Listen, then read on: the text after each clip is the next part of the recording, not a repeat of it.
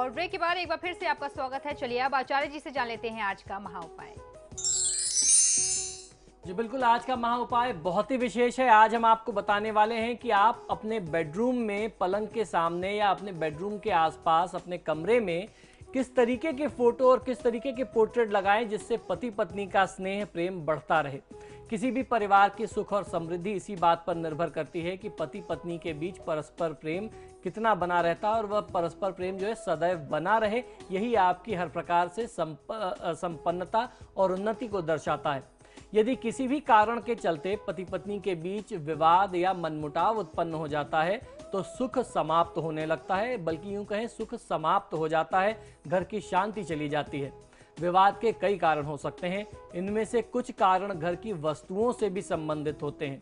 आज मैं आपको बताने वाला हूं कि पति पत्नी के बीच प्रेम बढ़ाने के लिए कौन कौन से खास उपाय आपको करने चाहिए, खासतौर पर किस प्रकार के चित्रों का प्रयोग आपको अपने कमरे में करना चाहिए। शास्त्रों के अनुसार पति पत्नी के बीच प्रेम बढ़ाने के लिए घर में लगे फोटो की भूमिका बहुत ही महत्वपूर्ण होती है। जो फोटो और पोर्ट्रेट्स होते हैं, जो पेंटिंग्स होते हैं, वो भी हमारे व्यवहार को, हमारी बॉडी लैंग्वेज को, हमारे स्वभाव को नियंत्रित करने में या प्रभावित करने में एक बहुत बड़ी भूमिका निभाते हैं। बेडरूम में कैसे फोटो लगाने चाहिए, इस संबंध में बताया गया है कि पति पत्नी अपने कमरे में ऐसे चित्र लगाएं जिसमें प्रेम प्रकट होता हो, जो सौम्य प्रकृति के हों। बहुत उत्तेजक, बहुत क्रोध वाले या लड़ाई झगड़े वाले या उदास फोटो और इस तरीके की पोर्ट्रेट्स अपने कमरे में, अपने घर में नहीं लगाना चाहिए। इस तरीके के फोटो लगाएं जिससे आपको कुछ ना कुछ प्रेरणा मिलती हो, कुछ सौम्यता आपको प्राप्त होती हो। जब आप उसे देखें तो मन को शांति मिलती हो और आपस का परस्पर प्रेम जो है वह बढ़ता हो। यदि जीवन में किसी प्रकार के तनाव चल रहे हैं, निराशा फैली हुई है, तो पलंग के सामने कोई आशाजनक फोटो लगा सकते हैं आप, ताकि सदैव हमारी आंखों के सामने जो निराशा है उसको दूर करे। और जब आशाजनक कोई पोर्ट्रेट या फोटो होगी तो वो हमारे आंख के सामने रहेगी और वो निराशा को दूर करेगी और आपको प्रेरित करती रहेगी कि आपको आने वाले समय में इस स्तर तक पहुंचना है। जो निराशा का दौर है वह उस आसरे या उस उम्मीद से, उस साहस के बल पे निकल जाएगा।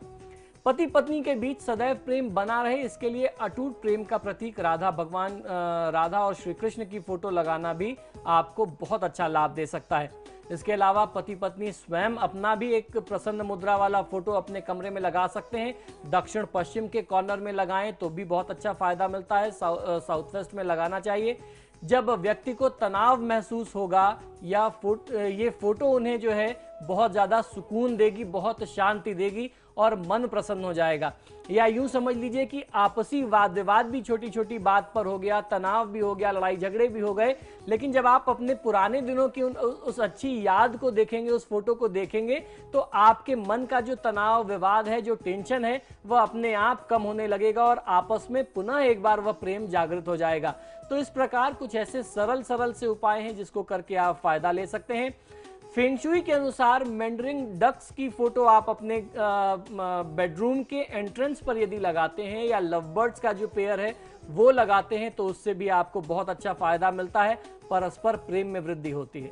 इसके साथ साथ हमारे धर्मशास्त्रों का ये भी मत है कि लड़ाई झगड़े के दृश्य, महाभारत का पोर्ट्रेट अक्सर लोग रखते हैं, या हम लोगों ने देखा कि पुराने समय से कुछ ऐसी कलाकृतियां बहुत ज़्यादा प्रचलित हैं। उदास एक औरत की फोटो हुआ करती थी, वो अक्सर हर घरों में दिख जाती थी। वो मिट्टी की पेंटिंग से लेकर के ब्लैक बैकग्राउंड पे वो पोर्ट्रेट होती थी जिसमें वह लेडी रोती हुई दिखाई देती थी।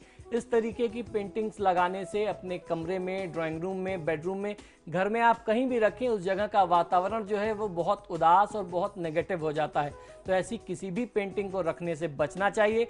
साथ ही साथ कभी कभी हम लोग डेकोरेटिव आइटम्स भी रखते हैं। खासतौर पर आपने देखा होगा लोग जंगली जानवर के, चाहे वो सॉफ्ट टॉयज के उसमें रूप में रखें या डेकोरेटिव आइटम्स के रूप में रखें। आपने अगर शेर, बाघ, चीते इस तरीके के जानवरों के कुछ चिन्ह रखे हैं, कोई निशानियां उनकी रखी हैं, तो उसको भी हटा देना चाहिए। हिंदू धर्म में ये बात बहुत ज़्यादा ध्यान रखने की है, अक्सर लोग भूल जाते हैं। आपने और हमने ये अपना व्यक्तिगत अनुभव से भी देखा होगा। आप किसी व्यक्ति के घर जाएंगे तो आपको ताजमहल की छोटी से लेकर के बड़ी प्रतिमा दिख जाएगी। हिंदू मान्यता के अनुसार ताजमहल को घर में नहीं रखना चाहिए। उसका सीधा संबंध ये है कि ताजमहल जो है वह एक मकबरा है। अगर आप हिंदू हैं और आप उसको अपने घर में रखते हैं तो ये कई प्रकार के दोष उत्पन्न करता है। तो इस तरीके की चीज़ें टीवी में, फिल्मों में या जिस स्थान पर हैं वहीं अच्छी लगती हैं।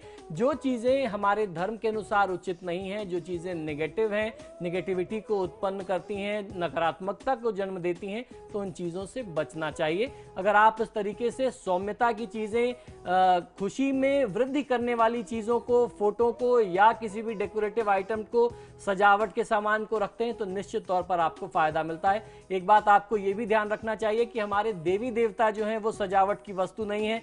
अक्सर ये भी मेरा अपना व्यक्तिगत अनुभव है, किसी के घर में जाइए तो गणेश जी की बहुत सारी अलग अलग मुद्राएं मिल जाती हैं। बाल गणेश से लेकर के बड़े बड़े पोर्ट्रेट्स मिल जाते हैं, 10-10 फीट तक के। लोग उनको डेकोरेटिव के तौर पर, सजावटी सामान के तौर पर इस्तेमाल करते हैं। हमारे देवी देवता, हमारे भगवान सजावट की सामग्री नहीं है। वो लाफिंग बुद्धा नहीं है कि आप उनको अपने घर में सजा करके रखें। अगर आप उनको रखते हैं तो उनकी प्राण प्रतिष्ठा, पूजा भी बहुत अनिवार्य है और उनकी मूर्ति के लिए भी विधान है कि कितनी बड़ी मूर्ति होनी चाहिए। तो इस प्रकार देवी देवता को आप प्रयोग में ना लें, सजावट के लिए जहां उनकी जरूरत है, मंदिर में उनका स्थान है, वहीं रखना चाहिए। तो पंडित जी ने हमें बताया कि किस तरीके से पति पत्नी के बीच जो तनाव चल रहा है उसको दूर किया जा सकता है, जो आपसी मनमुटाव चल रहा है उसको दूर किया जा सकता है, साथ ही साथ उनके बीच जो तमाम परेशानियां आ रही हैं, लड़ाई झगड़ा जो हो रहा है उसको भी दूर किया जा सकता है। इसी के साथ ही साथ हमारे आज के कार्यक्रम में फिलहाल इतना ही। बहुत बहुत शुक्रिया आपका आचार्य जी हमारे स्टूडियो में आने के लिए। जी धन्यवाद। तो आपके सितारे में फिलहाल इतना ही, लेकिन खबरों के लिए देखते रहिए समाचार प्लस। नमस्कार।